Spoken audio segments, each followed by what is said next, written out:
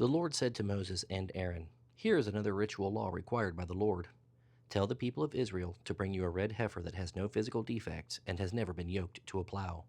Give it to Eleazar the priest, and it will be taken outside the camp and slaughtered in his presence. Eleazar will take some of its blood on his finger and sprinkle it 7 times toward the front of the tabernacle. As Eleazar watches, the heifer must be burned, its hide, meat, blood, and dung. Eleazar the priest must then take cedar wood, a hyssop branch, and scarlet thread and throw them into the fire where the heifer is burning. Then the priest must wash his clothes and bathe himself in water. Afterward he may return to the camp, though he will remain ceremonially unclean until evening. The man who burns the animal must also wash his clothes and bathe in water, and he too will remain unclean until evening. Then someone who is ceremonially clean will gather up the ashes of the heifer and place them in a purified place outside the camp. They will be kept there for the people of Israel to use in the water for the purification ceremony. This ceremony is performed for the removal of sin. The man who gathers up the ashes of the heifer must also wash his clothes, and he will remain ceremonially unclean until evening. This is a permanent law for the people of Israel and any foreigners who live among them. All those who touch a dead human body will be ceremonially unclean for 7 days. They must purify themselves on the 3rd and 7th days with the water of purification. Then they will be purified. But if they do not do this on the 3rd and 7th days, they will continue to be unclean even after the 7th day. All those who touch a dead body and do not purify themselves in the proper way defile the Lord's tabernacle and will be cut off from the community of Israel. Since the water of purification was not sprinkled on them, their defilement continues. This is the ritual law that applies when someone dies in a tent. Those who enter that tent and those who were inside when the death occurred will be ceremonially unclean for 7 days. Any container in the tent that was not covered with a lid is also defiled. And if someone outdoors touches the corpse of someone who was killed with a sword or who died a natural death, or if someone touches a human bone or a grave, that person will be unclean for 7 days. To remove the defilement, put some of the ashes from the burnt purification offering in a jar and pour fresh water over them. Then someone who is ceremonially clean must take a hyssop branch and dip it into the water. That person must sprinkle the water on the tent, on all the furnishings in the tent, and on anyone who was in the tent, or anyone who has touched a human bone, or has touched a person who was killed or who died naturally, or has touched a grave. On the 3rd and 7th days, the ceremonially clean person must sprinkle the water on those who are unclean. Then on the 7th day, the people being cleansed must wash their clothes and bathe themselves, and that evening they will be cleansed of their defilement. But those who become defiled and do not purify themselves will be cut off from the community, for they have defiled the sanctuary of the Lord. Since the water of purification has not been sprinkled on them, they remain defiled. This is a permanent law. Those who sprinkle the water of purification must afterward wash their clothes, and anyone who touches the water of purification will remain defiled until evening. Anything and anyone that a defiled person touches will be ceremonially defiled until evening. In early spring, the people of Israel arrived in the wilderness of Zin and camped at Kadesh. While they were there, Miriam died and was buried. There was no water for the people to drink at that place, so they rebelled against Moses and Aaron. The people blamed Moses and said, "We wished we had died in the Lord's presence with our brothers. Did you bring the Lord's people into this wilderness to die, along with all our livestock? Why did you make us leave Egypt and bring us here to this terrible place? This land has no grain, figs, grapes, or pomegranates, and there is no water to drink." Moses and Aaron turned away from the people and went to the entrance of the tabernacle, where they fell face down on the ground. Then the glorious presence of the Lord appeared to them, and the Lord said to Moses, "You and Aaron must take a staff and assemble the entire community. As the people watch, command the rock over there to pour out its water. You will get enough water from the rock to satisfy all the people and their livestock." So Moses did as he was told. He took the staff from the place where it was kept before the Lord. Then he and Aaron summoned the people to come and gather at the rock. "Listen, you rebels," he shouted. "Must we bring you water from this rock?" Then Moses raised his hand and struck the rock twice with the staff, and water gushed out. So all the people and their livestock drank their fill. But the Lord said to Moses and Aaron, "Because you did not trust me enough to demonstrate my holiness to the people of Israel, you will not lead them into the land I am giving them." This place was known as the waters of Meribah, because it was where the people of Israel argued with the Lord, and where he demonstrated his holiness among them. While Moses was at Kadesh, he sent ambassadors to the king of Edom with his message. This message is from your relatives, the people of Israel. You know all the hardships we have been through, and that our ancestors went down to Egypt. We lived there a long time and suffered as slaves to the Egyptians. But when we cried out to the Lord, he heard us and sent an angel who brought us out of Egypt. Now we are camped at Kadesh, a town on the border of your land. Please let us pass through your country. We will be careful not to go through your fields and vineyards. We won't even drink water from your wells. We will stay on the king's road and never leave it until we have crossed the opposite border. But the king of Edom said, Stay out of my land, or I will meet you with an army. The Israelites answered, We will stay on the main road. If any of our livestock drinks your water, we will pay for it. We only want to pass through your country and nothing else. But the king of Edom replied, Stay out. You must not pass through our land. With that, he mobilized his army and marched out to meet them with an imposing force. Because Edom refused to allow Israel to pass through their country, Israel was forced to turn around. The whole community of Israel left Kadesh as a group and arrived at Mount Hor. Then the Lord said to Moses and Aaron at Mount Hor on the border of the land of Edom, The time has come for Aaron to join his ancestors in death. He will not enter the land I am giving the people of Israel, because the two of you rebelled against my instructions concerning the waters of Meribah. Now take Aaron and his son Eleazar up Mount Hor. There you will remove Aaron's priestly garments and put them on Eleazar his son. Aaron will die there and join his ancestors. So Moses did as the Lord commanded. The three of them went up Mount Hor together as the whole community watched. At the summit, Moses removed the priestly garments from Aaron and put them on Eleazar, Aaron's son. Then Aaron died there on top of the mountain, and Moses and Eleazar went back down. When the people realized that Aaron had died, all Israel mourned for him 30 days. The Canaanite king of Arad, who lived in the Negev, heard that the Israelites were approaching on the road to Atharim. So he attacked the Israelites and took some of them as prisoners. Then the people of Israel made this vow to the Lord, If you will help us conquer these people, we will completely destroy all their towns. The Lord heard their request and gave them victory over the Canaanites. The Israelites completely destroyed them and their towns, and the place has been called Hormah ever since. Then the people of Israel set out from Mount Hor, taking the road to the Red Sea, to go around the land of Edom. But the people grew impatient along the way, and they began to murmur against God and Moses. Why have you brought us out of Egypt to die here in the wilderness? They complained. There is nothing to eat here and nothing to drink, and we hate this wretched manna. So the Lord sent poisonous snakes among them, and many of them were bitten and died. Then the people came to Moses and cried out, We have sinned by speaking against the Lord and against you.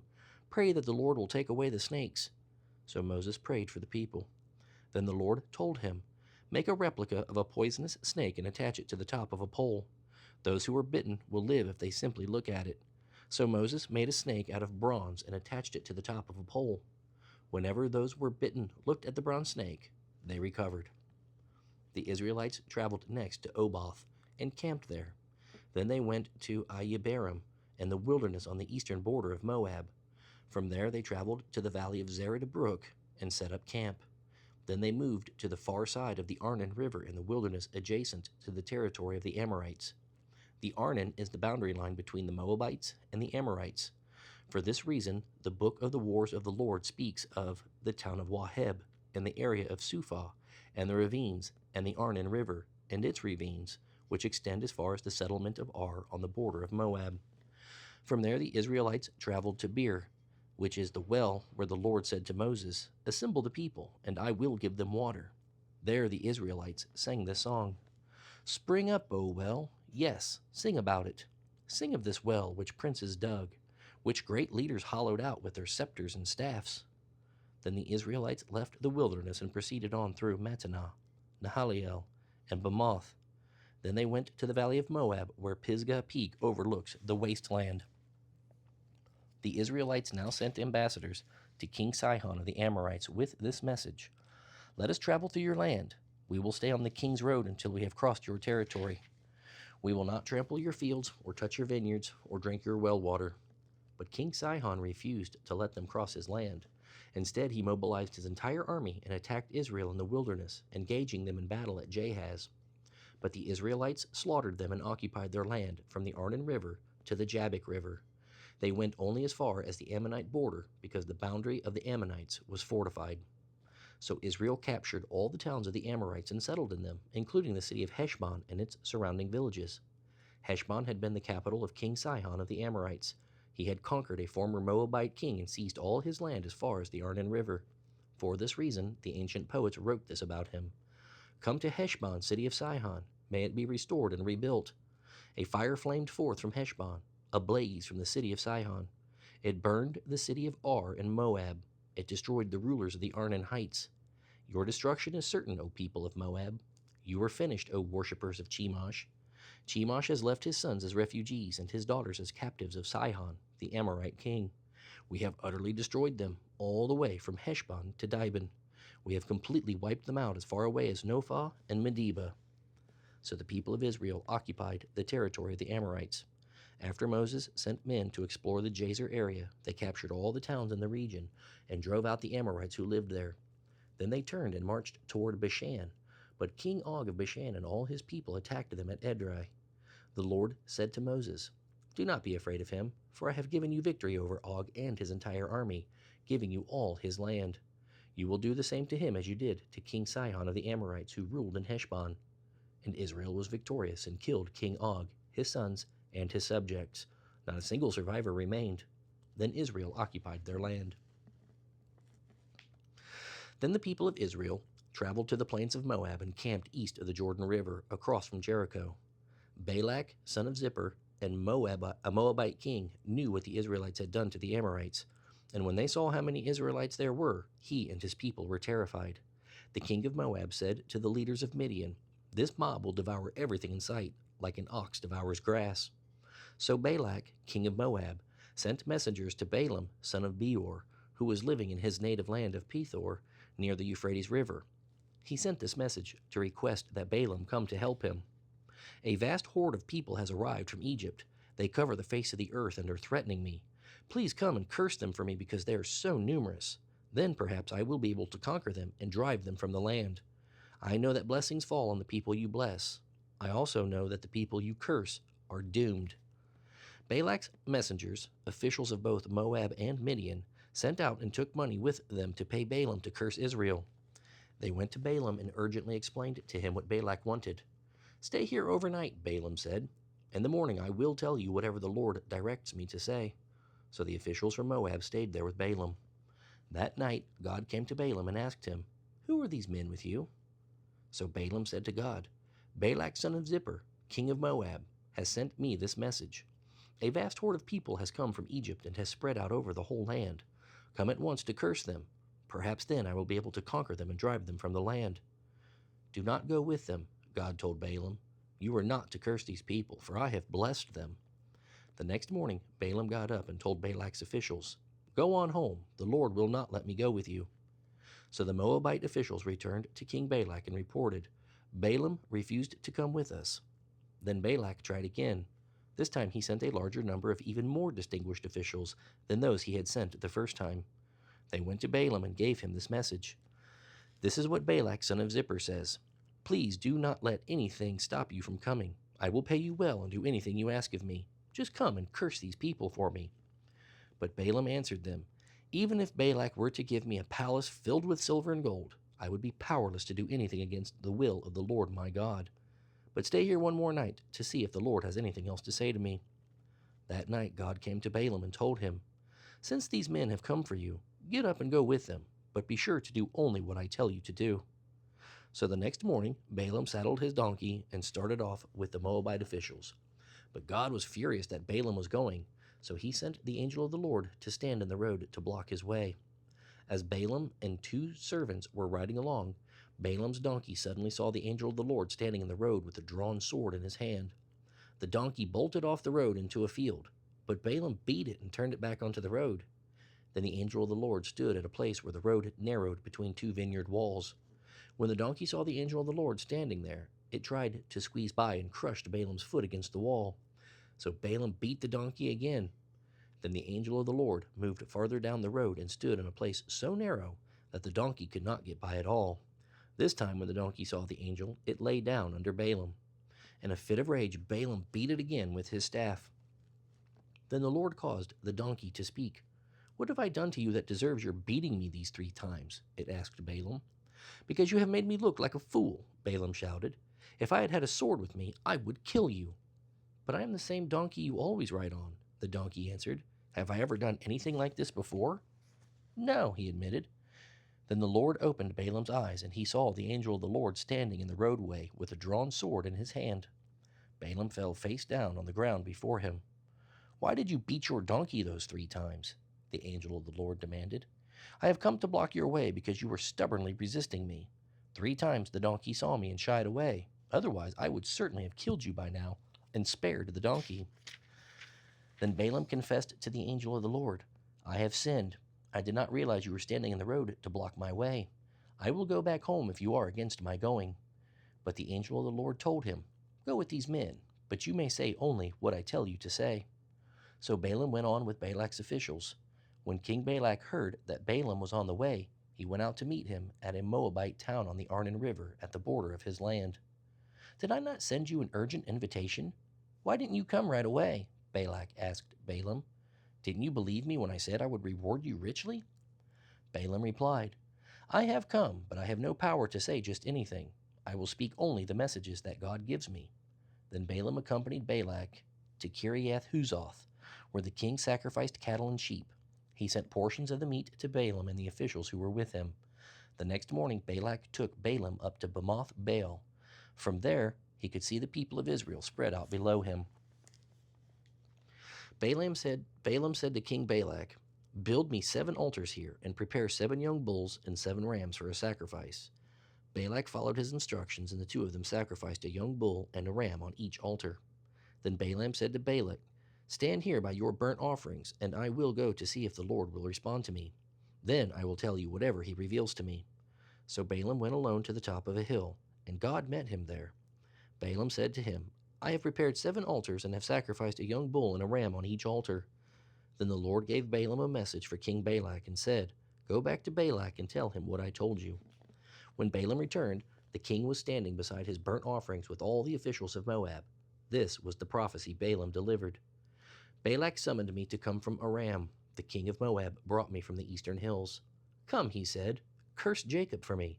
Come and announce Israel's doom.' But how can I curse those whom God has not cursed? How can I condemn those who the Lord has not condemned? I see them from their cliff tops. I watch them from the hills. I see a people who live by themselves, set apart from other nations. Who can count Jacob's descendants as numerous as dust? Who can count even a fourth of Israel's people? Let me die like the righteous. Let my life end like theirs." Then King Balak demanded of Balaam, "What have you done to me? I brought you to curse my enemies. Instead, you have blessed them." But Balaam replied, "Can I say anything except what the Lord tells me?" Then King Balak told him, "Come with me to another place. There you will see only a portion of the nation of Israel. Curse at least that many." So Balak took Balaam to the plateau of Zophim on Pisgah Peak. He built 7 altars there and offered a young bull and a ram on each altar. Then Balaam said to the king, "Stand here by your burnt offering while I go to meet the Lord." So the Lord met Balaam and gave him a message. Then he said, "Go back to Balak and give him this message." So Balaam returned to the place where the king and the officials of Moab were standing beside Balak's burnt offerings. "What did the Lord say?" Balak asked eagerly. This was the prophecy Balaam delivered. "Rise up, Balak, and listen. Hear me, son of Zippor. God is not a man that he should lie. He is not a human that he should change his mind. Has he ever spoken and failed to act? Has he ever promised and not carried it through? I received a command to bless. He has blessed, and I cannot reverse it. No misfortune is in sight for Jacob. No trouble is in store for Israel. For the Lord their God is with them. He has been proclaimed their king. God has brought them out of Egypt. He is like a strong ox for them. No curse can touch Jacob. No sorcery has any power against Israel. For now it will be said of Jacob, 'What wonders God has done for Israel!' These people rise up like a lioness. Like a majestic lion they stand. They refuse to rest until they have feasted on prey, drinking the blood of the slaughtered." Then Balak said to Balaam, "If you aren't going to curse them, at least don't bless them." But Balaam replied, "Didn't I tell you that I must do whatever the Lord tells me?" Then King Balak said to Balaam, "Come, I will take you to yet another place. Perhaps it will please God to let you curse them from there." So Balak took Balaam to the top of Mount Peor overlooking the wasteland. Balaam again told Balak, "Build me 7 altars and prepare me 7 young bulls and 7 rams for a sacrifice." So Balak did as Balaam ordered and offered a young bull and a ram on each altar. By now Balaam realized that the Lord intended to bless Israel, so he did not resort to divination as he often did. Instead, he turned and looked out toward the wilderness where he saw the people of Israel camped, tribe by tribe. Then the Spirit of God came upon him, and this is the prophecy he delivered.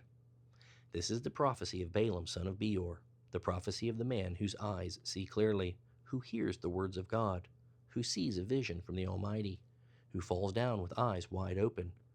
How beautiful are your tents, O Jacob! How lovely are your homes, O Israel!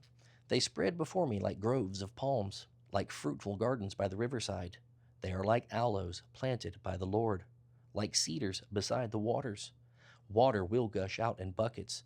Their offspring are supplied with all they need. Their king will be greater than Agag. Their kingdom will be exalted. God brought them up from Egypt, drawing them along like a wild ox. He devours all the nations that oppose him, breaking their bones in pieces, shooting them with arrows. Like a lion, Israel crouches and lies down. Like a lioness, who dares to arouse her? Blessed is everyone who blesses you, O Israel, and cursed is everyone who curses you. King Balak flew into a rage against Balaam. He angrily clapped his hands and shouted, "I called you to curse my enemies. Instead, you have blessed them 3 times. Now get out of here. Go back home. I had planned to reward you richly, but the Lord has kept you from your reward." Balaam told Balak, "Don't you remember what I told your messengers? I said even if Balak were to give me a palace filled with silver and gold, I am powerless to do anything against the will of the Lord. I told you that I could say only what the Lord says. Now I am returning to my people, but first let me tell you what the Israelites will do to your people in the future." This is the prophecy Balaam delivered. This is the message of Balaam son of Beor, the prophecy of the man whose eyes see clearly, who hears the words of God, who has knowledge from the Most High, who sees a vision from the Almighty, who falls down with eyes wide open. I see him, but not in the present time. I perceive him, but far in the distant future. A star will rise from Jacob. A scepter will emerge from Israel. It will crush the foreheads of Moab's people, cracking the skulls of the people of Sheth. Edom will be taken over, and Seir, its enemy, will be conquered, while Israel continues on in triumph. A ruler will rise in Jacob who will destroy the survivors of Ur. Then Balaam looked over at the people of Amalek and delivered this prophecy. Amalek was the greatest of nations, but its destiny is destruction. Then he looked over at the Kenites and prophesied, "You are strongly situated, your nest is set in the rocks, but the Kenites will be destroyed when Assyria takes you captive." Balaam concluded his prophecies by saying, "Alas, who can survive when God does this? Ships will come from the coasts of Cyprus. They will oppress both Assyria and Eber, but they too will be utterly destroyed." Then Balaam and Balak returned to their homes. While the Israelites were camped at Acacia, some of the men defiled themselves by sleeping with the local Moabite women. These women invited them to attend sacrifices to their gods, and soon the Israelites were feasting with them and worshiping the gods of Moab. Before long, Israel was joining in the worship of Baal of Peor, causing the Lord's anger to blaze against his people. The Lord issued the following command to Moses: "Seize all the ringleaders and execute them before the Lord in broad daylight, so his fierce anger will turn away from the people of Israel." So Moses ordered Israel's judges to execute everyone who had joined in worshiping Baal of Peor. Just then, one of the Israelite men brought a Midianite woman into the camp right before the eyes of Moses and all the people, as they were weeping at the entrance of the tabernacle. When Phinehas, son of Eleazar and grandson of Aaron the priest, saw this, he jumped up and left the assembly. Then he took a spear and rushed after the man into his tent. Phinehas thrust the spear all the way through the man's body and into the woman's stomach. So the plague against the Israelites was stopped, but not before 24,000 people had died. Then the Lord said to Moses, "Phinehas, son of Eleazar and grandson of Aaron the priest, has turned my anger away from the Israelites by displaying passionate zeal among them on my behalf. So I have stopped destroying all Israel as I had intended to do in my anger. So tell him that I am making my special covenant of peace with him. In this covenant, he and his descendants will be priests for all time, because he was zealous for his God and made atonement for the people of Israel." The Israelite man killed with the Midianite woman was named Zimri, son of Salu. the leader of a family from the tribe of Simeon. The woman's name was Cosbi. She was the daughter of Zur, the leader of a Midianite clan. Then the Lord said to Moses, "Attack the Midianites and destroy them, because they assaulted you with deceit by tricking you into worshiping Baal of Peor, and because of Cosbi, the daughter of a Midianite leader who was killed on the day of the plague at Peor." After the plague had ended, the Lord said to Moses and to Eleazar, son of Aaron the priest, "Take a census of all the men of Israel who are 20 years old or older, to find out how many of each family are of military age." At that time, the entire nation of Israel was camped on the plains of Moab, beside the Jordan River across from Jericho. So Moses and Eleazar the priest issued these census instructions to the leaders of Israel. "Count all the men of Israel 20 years old and older, just as the Lord commanded Moses. This is the census record of all the descendants of Israel who came out of Egypt." These were the clans descended from Reuben, Jacob's oldest son. The Hanokite clan, named after its ancestor Hanok. The Paluite clan, named after its ancestor Palu. The Hezronite clan, named after its ancestor Hezron. The Carmite clan, named after its ancestor Carmi. The men from all the clans of Reuben numbered 43,730. Palu was the ancestor of Eliab, and Eliab was the father of Nemuel, Dathan, and Abiram. This Dathan and Abiram are the same community leaders who conspired with Korah against Moses and Aaron, defying the Lord. But the earth opened up and swallowed them with Korah, and 250 of their followers were destroyed that day by fire from the Lord. This served as a warning to the entire nation of Israel. However, the sons of Korah did not die that day. These were the clans descended from the sons of Simeon: the Nemuelite clan, named after its ancestor Nemuel; the Jaminite clan, named after its ancestor Jamin; the Jachinite clan, named after its ancestor Jachin; the Zerahite clan, named after its ancestor Zerah; the Shaulite clan, named after its ancestor Shaul. The men from all the clans of Simeon numbered 22,200.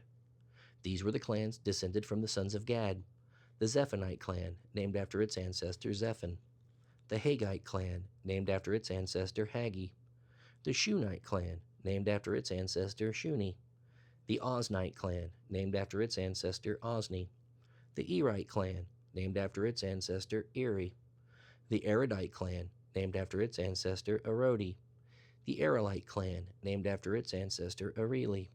The men of the clans of Gad numbered 40,500. Judah had two sons, and Onan, who had died in the land of Canaan. But the following clans descended from Judah's surviving sons: the Shilonite clan, named after its ancestor Shelah; the Perizzite clan, named after its ancestor Perez; the Zerahite clan, named after its ancestor Zerah. These were the subclans descended from the Perizzites: the Hezronites, named after their ancestor Hezron; the Hamulites, named after their ancestor Hamul. The men from all the clans of Judah numbered 76,500. These were the clans descended from the sons of Issachar: the Tolaite clan, named after its ancestor Tola; the Puite clan, named after its ancestor Pua; the Jashabite clan, named after its ancestor Jashub; the Shimronite clan, named after its ancestor Shimron. The men from all the clans of Issachar numbered 64,300. These were the clans descended from the sons of Zebulun: the Saradite clan, named after its ancestor Sarad; the Elonite clan, named after its ancestor Elon; the Jalilite clan, named after its ancestor Jalil. The men from the clans of Zebulun numbered 60,500. Two clans were descended from Joseph through Manasseh and Ephraim. These were the clans descended from Manasseh: the Machirite clan, named after its ancestor Machir; the Gileadite clan, named after its ancestor Gilead, Machir's son. These were the subclans descended from the Gileadites: the Ezerites, named after the ancestors Ezer; the Helekites, named after their ancestor Helek; the Azraelites, named after their ancestor Azrael; the Shechemites, named after their ancestor Shechem; the Shemiadites, named after their ancestor Shemida; the Hepherites, named after their ancestor Hepher. Hepher's son Zelophehad had no sons, but his daughters' names were Mahlah, Noah, Hoglah, Milcah, and Tirzah. The men from all the clans of Manasseh numbered 52,700. These were the clans descended from the sons of Ephraim: the Shehuthalite clan, named after its ancestor Shuthelah; the Becherite clan, named after its ancestor Becher; the Tahanite clan, named after its ancestor Tahan. This was the subclan descended from the Shethulalites; the Aaronites, named after their ancestor Aaron. The men from all the clans of Ephraim numbered 32,500. These clans of Manasseh and Ephraim were all descendants of Joseph. These were the clans descended from the sons of Benjamin: the Balite clan, named after its ancestor Bela; the Ashbalite clan, named after its ancestor Ashbel; the Hiramite clan, named after its ancestor Ahiram; the Shuphamite clan, named after its ancestor Shupham; the Huphamite clan, named after its ancestor Hupham. These were the subclans descended from the Belites: the Ardites, named after their ancestor Ard; the Naamites, named after their ancestor Naaman. The men from all the clans of Benjamin numbered 45,600. These were the clans descended from the sons of Dan: the Shuhamite clan, named after its ancestor Shuham. All the clans of Dan were Shuhamite clans, and all the men from these clans numbered 64,400. These were the clans descended from the sons of Asher: the Imnite clan, named after its ancestor Imnah; the Ishvite clan, named after its ancestor Ishvi; the Beerite clan, named after its ancestor Beriah. These were the subclans descended from the Beerites: the Heberites, named after their ancestor Heber; the Malchielites, named after their ancestor Malchiel. Asher also had a daughter named Sarah. These men from all the clans of Asher numbered 53,400. These were the clans descended from the sons of Naphtali: the Jazalite clan, named after its ancestor Jaziel; the Gunite clan, named after its ancestor Guni; the Jezerite clan, named after its ancestor Jezer; the Shilamite clan, named after its ancestor Shillam. The men from all the clans of Naphtali numbered 45,400. So the total number of Israelite men counted in the census numbered 601,730. Then the Lord said to Moses, "Divide the land among the tribes in proportion to their populations as indicated by the census. Give the larger tribes more land, and the smaller tribes less land, each group's inheritance reflecting the size of its population. Make sure you assign to the land by lot, and define the inheritance of each ancestral tribe by means of the census listings. Each inheritance must be assigned by lot among the larger and smaller tribal groups." This is the census record for the Levites who were counted according to their clans: the Gershonite clan, named after its ancestor Gershon; the Kohathite clan, named after its ancestor Kohath; the Merarite clan, named after its ancestor Merari; the Libnites, the Hebronites, the Malites, the Mushites, and the Korathites were all subclans of the Levites. Now Kohath was the ancestor of Amram, and Amram's wife's name was Jochebed. She also was a descendant of Levi, born among the Levites in the land of Egypt.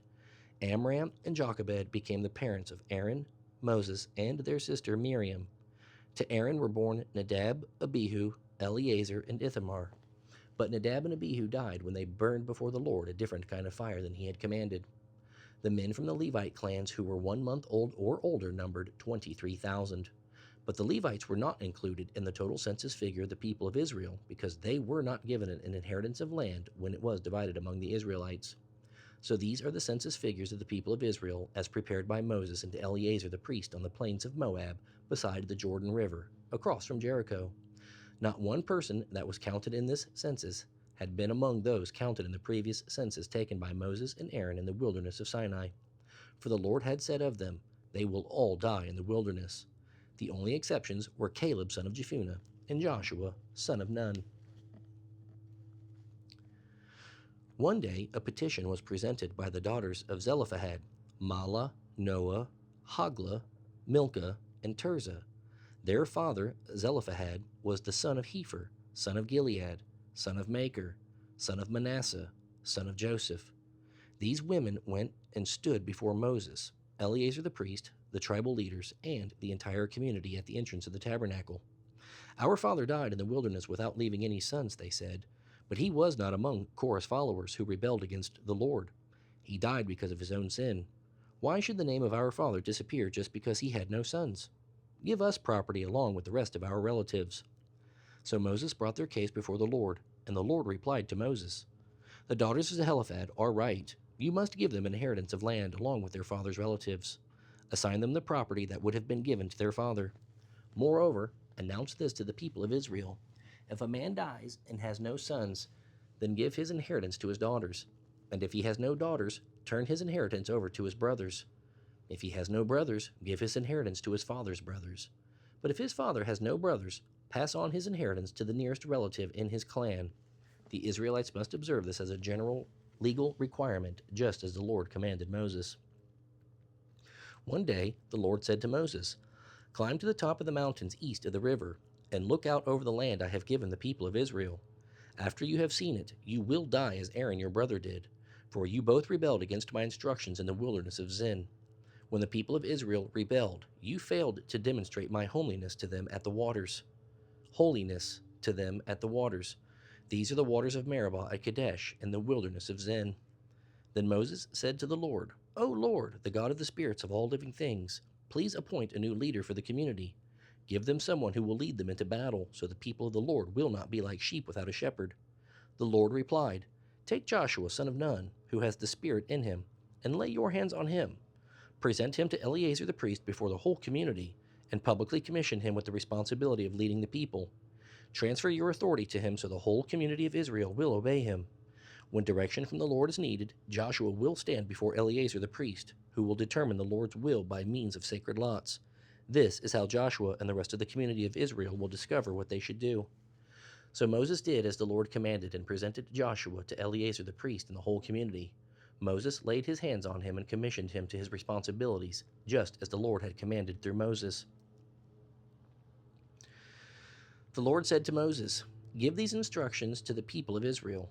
The offerings you present to me by fire on the altar are my food, and they are very pleasing to me. See to it that they are brought at the appointed times and offered according to my instructions. Say to them, when you present your daily whole burnt offerings to the Lord, you must offer 2 one-year-old male lambs with no physical defects. One lamb will be sacrificed in the morning and the other in the evening. With each lamb, you must offer a grain offering of 2 quarts of choice flour mixed with 1 quart of olive oil. This is the regular burnt offering ordained at Mount Sinai, an offering made by fire, very pleasing to the Lord. Along with it, you must present the proper drink offering, consisting of 1 quart of fermented drink with each lamb, poured out in the holy place as an offering to the Lord. Offer the second lamb in the evening with the same grain offering and drink offering. It too is an offering made by fire, very pleasing to the Lord. On the Sabbath day, sacrifice 2 one-year-old male lambs with no physical defects. They must be accompanied by a grain offering of 3 quarts of choice flour mixed with olive oil, and a drink offering. This is the whole burnt offering to be presented each Sabbath day, in addition to the regular daily burnt offering and its accompanying drink offering. On the first day of each month, present an extra burnt offering to the Lord of 2 young bulls, 1 ram, and 7 one-year-old male lambs, all with no physical defects. These will be accompanied by grain offerings of choice flour mixed with olive oil, 5 quarts, with each bull, 3 quarts with the ram, and 2 quarts with each lamb. This burnt offering must be presented by fire, and it will be very pleasing to the Lord. You must also give a drink offering with each sacrifice, 2 quarts of wine with each bull, 2.5 pints for the ram, and 1 quart for each lamb. Present this monthly burnt offering on the first day of each month throughout the year. Also on the first day of each month, you must offer 1 male goat for a sin offering to the Lord. This is in addition to the regular daily burnt offering and its accompanying drink offering. On the appointed day in early spring, you must celebrate the Lord's Passover. On the following day, a joyous 7-day festival will begin, but no bread made with yeast may be eaten. On the first day of the festival, you must call a sacred assembly of the people. None of your regular work may be done on that day. You must present as a burnt offering to the Lord 2 young bulls, 1 ram, and 7 one-year-old male lambs, all with no physical defects. These will be accompanied by grain offerings of choice flour mixed with olive oil, 5 quarts with each bull, 3 quarts with each ram, and 2 quarts with each of the 7 lambs. You must also offer a male goat as a sin offering to make atonement for yourselves. You will present these offerings in addition to your regular morning sacrifices. On each of the 7 days of the festival, this is how you will prepare the food offerings to be presented by fire, very pleasing to the Lord. These will be offered in addition to the regular whole burnt offerings and drink offerings. On the seventh day of the festival, you must call another holy assembly of the people. None of your regular work may be done that day. On the first day of the festival of harvest, you will present the first of your new grain to the Lord. You must call a holy assembly of the people. None of your regular work may be done on that day. A special whole burnt offering will be offered that day, very pleasing to the Lord. It will consist of 2 young bulls, 1 ram, and 7 one-year-old male lambs. These will be accompanied by grain offerings of choice flour mixed with olive oil, 5 quarts with each bull, 3 quarts with the ram, and 2 quarts with each of the 7 lambs. Also offer 1 male goat to make atonement for yourselves. These special burnt offerings, along with their drink offerings, are in addition to the regular daily burnt offering and its accompanying grain offering. Be sure that all the animals you sacrifice have no physical defects. The Festival of Trumpets will be celebrated on the appointed day in early autumn each year. You must call a solemn assembly of all the people on that day, and no regular work may be done. On that day, you must present a burnt offering, very pleasing to the Lord. It will consist of 1 young bull, 1 ram, and 7 one-year-old male lambs, all with no physical defects. These must be accompanied by grain offerings of choice flour mixed with olive oil, 5 quarts with the bull, 3 quarts with the ram, and 2 quarts with each of the 7 lambs. In addition, you must sacrifice a male goat as a sin offering to make atonement for yourselves. These special sacrifices are in addition to your regular monthly and daily burnt offerings, and they must be given with their prescribed grain offerings and drink offerings. These offerings are given to the Lord by fire and are very pleasing to Him. 10 days later, you must call another holy assembly of all the people. On that day, the Day of Atonement, the people must go without food, and no regular work may be done. You must present a burnt offering very pleasing to the Lord. It will consist of 1 young bull, 1 ram, and 7 one-year-old male lambs, all with no physical defects. These offerings must be accompanied by the prescribed grain offerings of choice flour mixed with olive oil, 5 quarts of choice flour with the bull, 3 quarts of choice flour with the ram, and 2 quarts of choice flour with each of the 7 lambs. You must also sacrifice 1 male goat for a sin offering. This is in addition to the sin offering of atonement and the regular daily burnt offering with its grain offering and their accompanying drink offerings. 5 days later, you must call yet another holy assembly of all the people, and on that day no regular work may be done. It is the beginning of the Festival of Shelters, a 7-day festival to the Lord. That day you must present a special whole burnt offering by fire, very pleasing to the Lord. It will consist of 13 young bulls, 2 rams, and 14 one-year-old male lambs, all with no physical defects. Each of these offerings must be accompanied by a grain offering of choice flour mixed with olive oil, 5 quarts for each of the 13 bulls, 3 quarts for each of the 2 rams, and 2 quarts for each of the 14 lambs. You must also sacrifice a male goat as a sin offering, in addition to the regular daily burnt offering with its accompanying grain offering and drink offering.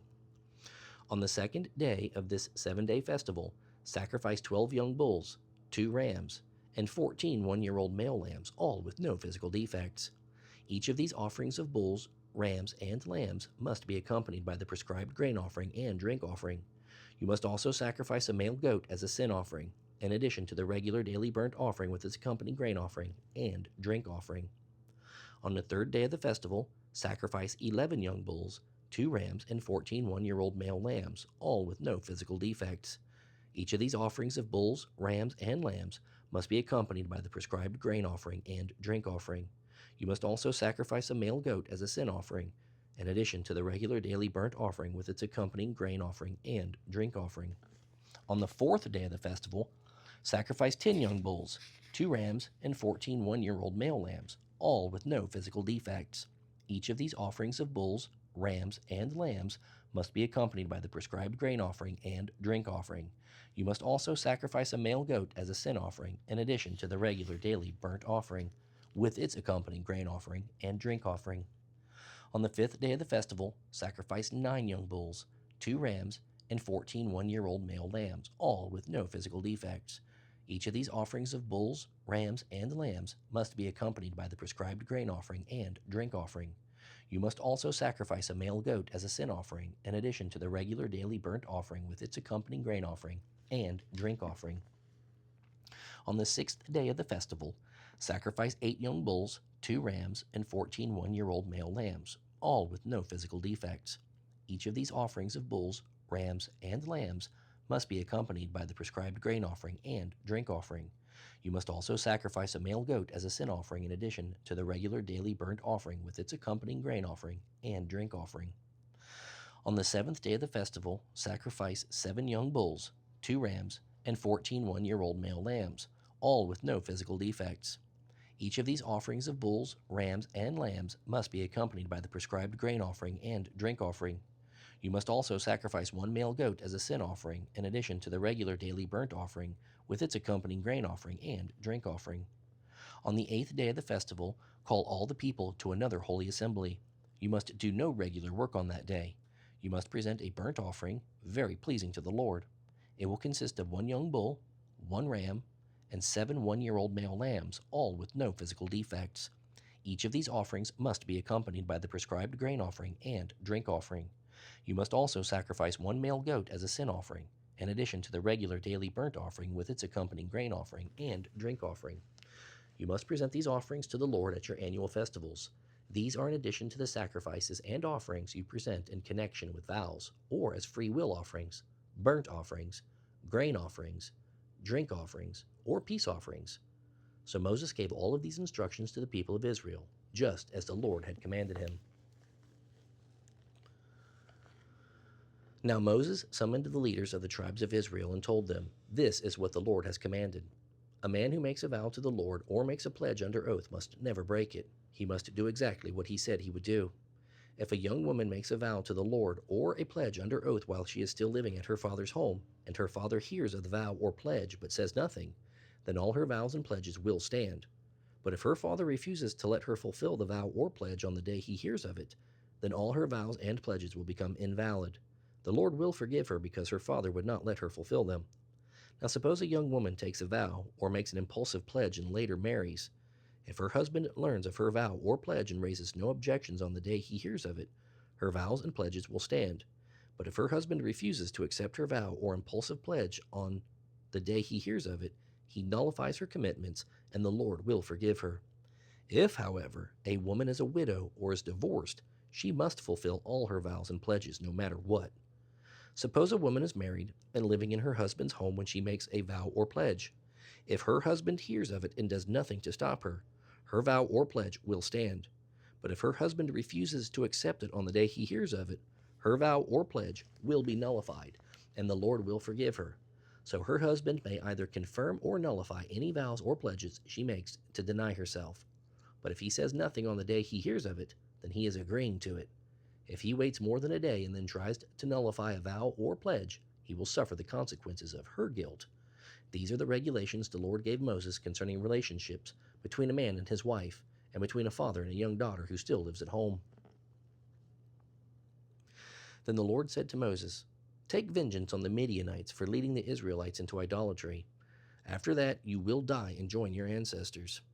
So Moses said to the people, "Choose some men to fight the Lord's war of vengeance against Midian. From each tribe of Israel send 1,000 men into battle." So they chose 1,000 men from each tribe of Israel, a total of 12,000 men armed for battle. Then Moses sent to the mount 1,000 men from each tribe, and Phinehas, son of Eleazar the priest, led them into battle.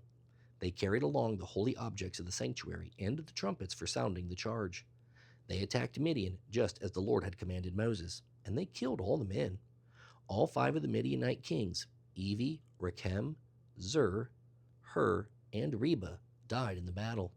They also killed Balaam son of Beor with the sword. Then the Israelite army captured the Midianite women and children and seized their cattle and flocks and all their wealth as plunder. They burned all the towns and villages where the Midianites had lived. After they had gathered the plunder and captives, both people and animals, they brought them all to Moses and Eleazar the priest, and to the whole community of Israel, which was camped on the plains of Moab beside the Jordan River, across from Jericho. Moses, Eleazar the priest, and all the leaders of the people went to meet them outside the camp. But Moses was furious with all the military commanders who had returned from the battle. "Why have you let all the women live?" he demanded. "These are the very ones who followed Balaam's advice and caused the people of Israel to rebel against the Lord at Mount Peor. They are the ones who caused the plague to strike the Lord's people. Now kill all the boys and all the women who have slept with a man. Only the young girls who are virgins may live. You may keep them for yourselves, and all of you who have killed anyone or touched a dead body must stay outside the camp for 7 days. You must purify yourselves and your captives on the 3rd and 7th days. Also, purify your clothing and everything made of leather, goat hair, or wood. Then Eleazar the priest said to the men who were in the battle, The Lord has given Moses this requirement of the law. Anything made of gold, silver, bronze, iron, tin, or lead, that is, metals that do not burn, must be passed through fire in order to be made ceremonially pure. These metal objects must then be further purified with the water of purification, but everything that burns must be purified by the water alone. On the 7th day you must wash your clothes and be purified. Then you may return to the camp. And the Lord said to Moses, You and Eleazar the priest and the family leaders of each tribe are to make a list of all the plunder taken in the battle, including the people and animals. Then divide the plunder into 2 parts, and give half to the men who fought the battle and half to the rest of the people. But first give the Lord his share of the captives, cattle, donkeys, sheep, and goats that belong to the army. Set apart 1 out of every 500 as the Lord's share. Give this share of their half to Eleazar the priest as an offering to the Lord. Also take 1 of every 50 of the captives, cattle, donkeys, sheep, and goats, and the half that belongs to the people of Israel. Give this share to the Levites in charge of maintaining the Lord's tabernacle. So Moses and Eleazar the priest did as the Lord commanded Moses. The plunder remaining from the spoils that the fighting men had taken totaled 675,000 sheep, 72,000 cattle, 61,000 donkeys, and 32,000 young girls. So the half of the plunder given to the fighting men totaled 337,500 sheep, of which 675 were the Lord's share, 36,000 cattle, of which 72 were the Lord's share, 30,500 donkeys, of which 61 were the Lord's share, 16,000 young girls, of whom 32 were the Lord's share. Moses gave all the Lord's share to Eleazar the priest, just as the Lord had directed him. The half of the plunder belonging to the people of Israel, which Moses had separated from the half belonging to the fighting men, amounted to 337,500 sheep, 36,000 cattle, 30,500 donkeys, and 16,000 young girls. From the half share given to the people, Moses took 1 of every 50 prisoners and animals and gave them to the Levites who maintained the Lord's tabernacle. All this was done just as the Lord had commanded Moses. Then all the military commanders came to Moses and said, Sir, we have accounted for all the men who went out to battle under our command. Not one of us is missing. So we are presenting the items of gold we captured as an offering to the Lord from our share of the plunder: armbands, bracelets, rings, earrings, and necklaces. This will make atonement for our lives before the Lord. So Moses and Eleazar the priest received the gold from all the military commanders, all kinds of jewelry and crafted objects. In all, the gold that the commanders presented as a gift to the Lord weighed about 420 pounds. All the fighting men had taken some of the plunder for themselves. So Moses and Eleazar the priest accepted the gifts from the military commanders and brought the gold to the tabernacle, as a reminder to the Lord that the people of Israel belonged to him. Now the tribes of Reuben and Gad owned vast numbers of livestock. So when they saw that the lands of Jazer and Gilead were ideally suited for their flocks and herds, they came to Moses, Eleazar the priest, and the other leaders of the people. They said, Adaroth, Dibon, Jazer, Nimrah, Heshbon, Elealeh, Sebum, Nebo, and Beon. The Lord has conquered this whole area for the people of Israel. It is ideally suited for all our flocks and herds. If we have found favor with you, please let us have this land as our property instead of giving us land across the Jordan River. Do you mean you want to stay back here while your brothers go across and do all the fighting? Moses asked the Reubenites and Gadites. Are you trying to discourage the rest of the people of Israel from going across to the land the Lord has given them? This is what your ancestors did when I sent them from Kadesh Barnea to explore the land.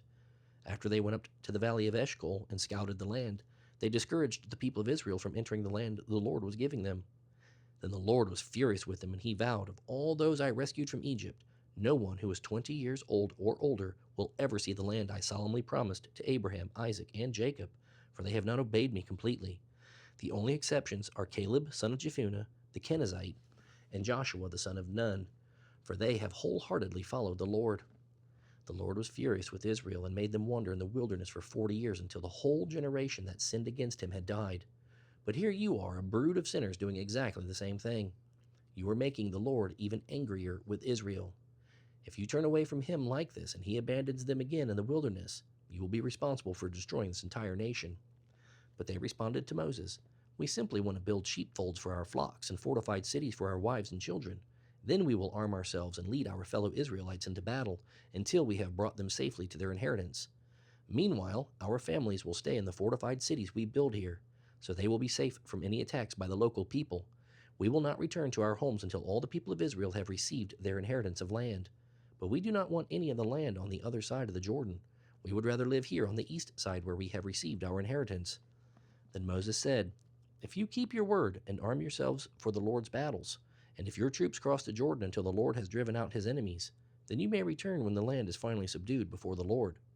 You will have discharged your duty to the Lord and to the rest of the people of Israel, and the land on the east side of the Jordan will be your inheritance from the Lord. But if you fail to keep your word, then you will have sinned against the Lord, and you may be sure that your sin will find you out.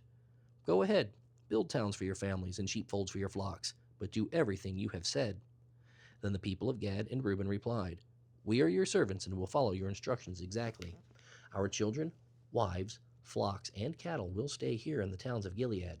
But, sir, all who are able to bear arms will cross over to fight for the Lord, just as you have said."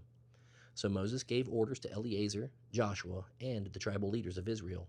He said, "If all the men of Gad and Reuben who are able to fight the Lord's battles cross the Jordan with you, then when the land is conquered, you must give them the land of Gilead as their property. But if they refuse to cross over and march ahead of you, then they must accept land with the rest of you in the land of Canaan." The tribes of Gad and Reuben said again, "Sir, we will do as the Lord has commanded. We will cross the Jordan into Canaan fully armed to fight for the Lord, but our inheritance of the land will be here on this side of the Jordan." So Moses assigned to the tribes of Gad, Reuben, and half the tribe of Manasseh son of Joseph the territory of King Sihon of the Amorites and the land of King Og of Bashan, the whole land with its towns and surrounding lands. The people of Gad built the towns of Dibon, Adaroth, Aror, Atroth Shophan, Jazer, Jogbehah, Beth Nimrah, and Beth Haran. These were all fortified cities with sheepfolds for their flocks. The people of Reuben built the towns of Heshbon, Elealeh, Kiriathaim, Nebo, Baal-meon, and Sibmah.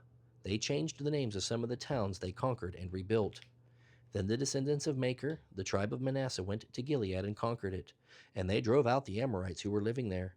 So Moses gave Gilead to the Machirites, descendants of Manasseh, and they lived there. The people of Jair, another clan of the tribe of Manasseh, captured many of the towns of Gilead and changed the name of that region to the towns of Jair. Meanwhile, a man named Nobah captured the towns of Kenath and its surrounding villages, and he renamed that area Nobah after himself. This is the itinerary the Israelites followed as they marched out of Egypt under the leadership of Moses and Aaron. At the Lord's direction, Moses kept a written record of their progress. These are the stages of their march, identified by the different places they stopped along the way. They set out from the city of Ramses on the morning after the first Passover celebration in early spring. The people of Israel left defiantly, in full view of all the Egyptians. Meanwhile, the Egyptians were burying all their firstborn sons, whom the Lord had killed the night before. The Lord had defeated the gods of Egypt that night with great acts of judgment. After leaving Ramses, the Israelites set up camp at Succoth. Then they left Succoth and camped at Etham on the edge of the wilderness. They left Etham and turned back toward Pi-hahiroth, opposite Baal-zephon, and camped near Migdol. They left Pi-hahiroth and crossed the Red Sea into the wilderness beyond. Then they traveled for 3 days into the Etham wilderness and camped at Marah. They left Marah and camped at Elim, where there were 12 springs of water and 70 palm trees. They left Elim and camped beside the Red Sea. They left the Red Sea and camped in the Sin Desert. They left the Sin Desert and camped at Dophkah. They left Dophkah and camped at Alush. They left Alush and camped at Rephidim, where there was no water for the people to drink. They left Rephidim and camped in the wilderness of Sinai. They left the wilderness of Sinai and camped at Kibroth Hattaavah. They left Kibroth Hattaavah and camped at Hazeroth. They left Hazeroth and camped at Rithmah. They left Rithmah and camped at Ramon Perez. They left Ramon Perez and camped at Libnah. They left Libnah and camped at Rasah. They left Rasah and camped at Kehelathah. They left Kehelathah and camped at Mount Sephir. They left Mount Sephir and camped at Haradah. They left Haradah and camped at Machaloth. They left Machaloth and camped at Tahath. They left Tahath and camped at Terah. They left Terah and camped at Mithkah. They left Mithkah and camped at Hashmanah. They left Hashmanah and camped at Moseroth. They left Moseroth and camped at Benejachan. They left Benejachan and camped at Hor-Haggidgad. They left Hor-Haggidgad and camped at Jothbethah. They left Jothbethah and camped at Abranah. They left Abranah and camped at Ezion-Geber. They left Ezion-Geber and camped at Kadesh in the wilderness of Zin. They left Kadesh and camped at Mount Hor, at the border of Edom. While they were at the foot of Mount Hor, Aaron the priest was directed by the Lord to go up to the mountain, and there he died. This happened on a day in midsummer during the 40th year after Israel's departure from Egypt. Aaron was 123 years old when he died there on Mount Hor. It was then that the Canaanite king of Arad, who lived in the Negev in the land of Canaan, heard that the people of Israel were approaching his land. Meanwhile, the Israelites left Mount Hor and camped at Zalmonah. Then they left Zalmonah and camped at Punon. They left Punon and camped at Oboth. They left Oboth and camped at Ai Abarim on the border of Moab. They left Ai Abarim and camped at Dibon Gad. They left Dibon Gad and camped at Almon Diblathaim. They left Almon Diblathaim and camped in the mountains east of the river near Mount Nebo. They left the mountains east of the river and camped on the plains of Moab beside the Jordan River across from Jericho. Along the Jordan River they camped from Beth Jeshemoth as far as Abel Shittim in the plains of Moab. While they camped there near the Jordan River on the plains of Moab opposite Jericho, the Lord said to Moses, "Speak to the Israelites and tell them, when you cross the Jordan River into the land of Canaan, you must drive out all the people living there. You must destroy all their carved and molten images and demolish all their pagan shrines. Take possession of the land and settle in it, because I have given it to you to occupy. You must distribute the land among the clans by sacred lot and in proportion to their size. A larger inheritance of land will be allotted to each of the larger clans, and a smaller inheritance will be allotted to each of the smaller clans. The decision of the sacred lot is final. In this way, the land will be divided among your ancestral tribes. But if you fail to drive out the people who live in the land, those who remain will be like splinters in your eyes and thorns in your sides. They will harass you in the land where you live, and I will do to you what I had planned to do to them." Then the Lord said to Moses, "Give these instructions to the Israelites when you come into the land of Canaan, which I am giving you as your special possession. These will be the boundaries. The southern portion of your country will extend from the wilderness of Zin along the edge of Edom. The southern boundary will begin on the east at the Dead Sea. It will then run south past Scorpion Pass in the direction of Zin. Its southernmost point will be Kadesh Barnea, from which it will go to Hazer Edar and on to Asmon. From Asmon, the boundary will turn toward the brook of Egypt and end at the Mediterranean Sea. Your western boundary will be the coastline of the Mediterranean Sea. Your northern boundary will begin at the Mediterranean Sea and run eastward toward Mount Hor, then to Lebo Hamath and on through Zedad and Ziphron to Hazar Enan. This will be your northern boundary.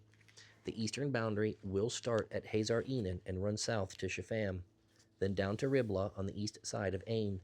From there, the boundary will run down along the eastern edge of the Sea of Galilee, and then along the Jordan River to the Dead Sea. These are the boundaries of your land."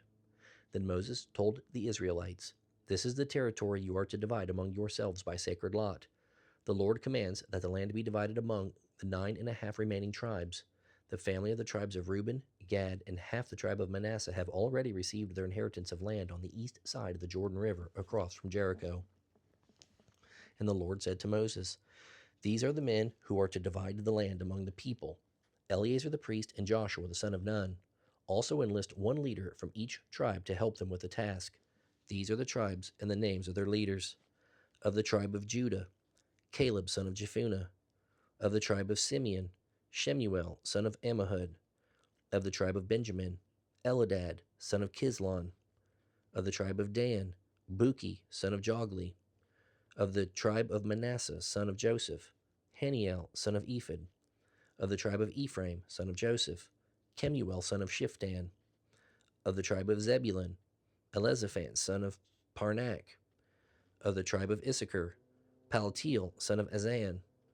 Of the tribe of Asher, Ahihud, son of Shalomi. Of the tribe of Naphtali, Pedahel, son of Ammihud. These are the men the Lord has appointed to oversee the dividing of the land of Canaan among the Israelites. While Israel was camped beside the Jordan on the plains of Moab across from Jericho, the Lord said to Moses, "Instruct the people of Israel to give to the Levites from their property certain towns to live in, along with the surrounding pasture lands. These towns will be their homes, and the surrounding lands will provide pasture for their cattle, flocks, and other livestock. The pasture land assigned to the Levites around these towns will extend 1,500 feet from the town walls in every direction. Measure off 3,000 feet outside the town walls in every direction, east, south, west, north, with the town at the center. This area will serve as the larger pasture land for the towns. You must give the Levites 6 cities of refuge where a person who has accidentally killed someone can flee for safety. In addition, give them 42 other towns. In all, 48 towns with the surrounding pasture land will be given to the Levites. These towns will come from the property of the people of Israel. The larger tribes will give more towns to the Levites, while the smaller tribes will give fewer. Each tribe will give in proportion to its inheritance." And the Lord said to Moses, "Say this to the people of Israel: When you cross the Jordan into the land of Canaan, designate cities of refuge for people to flee to if they have killed someone accidentally. These cities will be places of protection from a dead person's relatives who want to avenge the death. The slayer must not be killed before being tried by the community. Designate 6 cities of refuge for yourselves, 3 on the east side of the Jordan River, and 3 on the west in the land of Canaan. These cities are for the protection of Israelites, resident foreigners, and traveling merchants. Anyone who accidentally kills someone may flee there for safety. But if someone strikes and kills another person with a piece of iron, it must be presumed to be murder, and the murderer must be executed.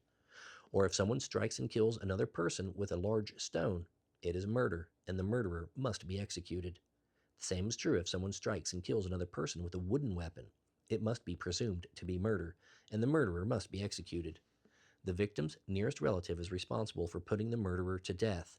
When they meet, the avenger must execute the murderer. So, in premeditated hostility, someone pushes another person or throws a dangerous object and the person dies, it is murder.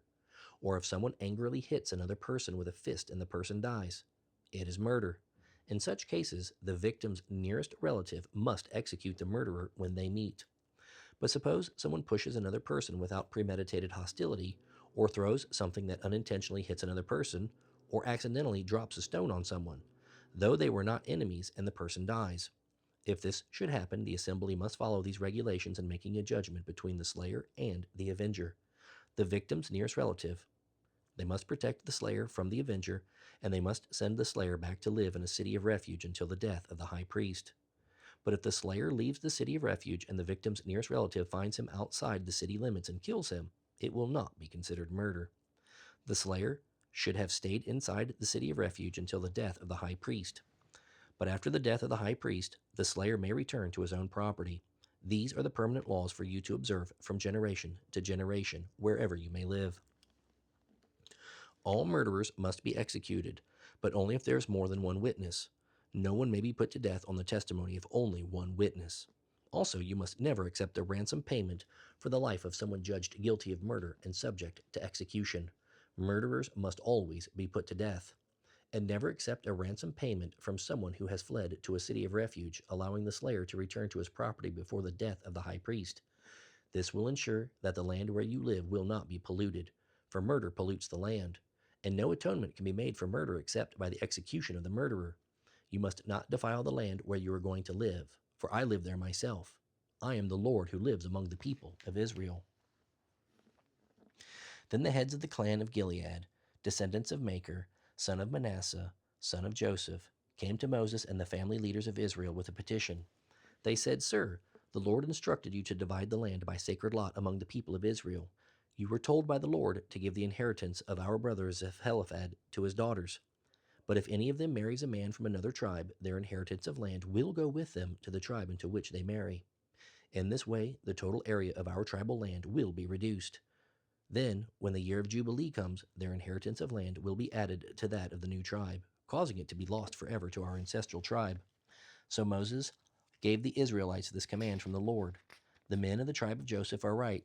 This is what the Lord commands concerning the daughters of Zelophehad. Let them marry anyone they like, as long as it is within their own ancestral tribe. None of the inherited land may pass from tribe to tribe, for the inheritance of every tribe must remain fixed as it was first allotted. The daughters throughout the tribes of Israel who are in line to inherit property must marry within their tribe, so that all the Israelites will keep their ancestral property. No inheritance may pass from one tribe to another. Each tribe of Israel must hold on to its allotted inheritance of land. The daughters of Zelophehad did as the Lord commanded Moses. Mahlah, Tirzah, Hoglah, Milcah, and Noah all married cousins on their father's side. They married into the clans of Manasseh, son of Joseph. Thus, their inheritance of land remained within their ancestral tribe. These are the commands and regulations that the Lord gave to the people of Israel through Moses while they were camped on the plains of Moab, beside the Jordan River, across from Jericho.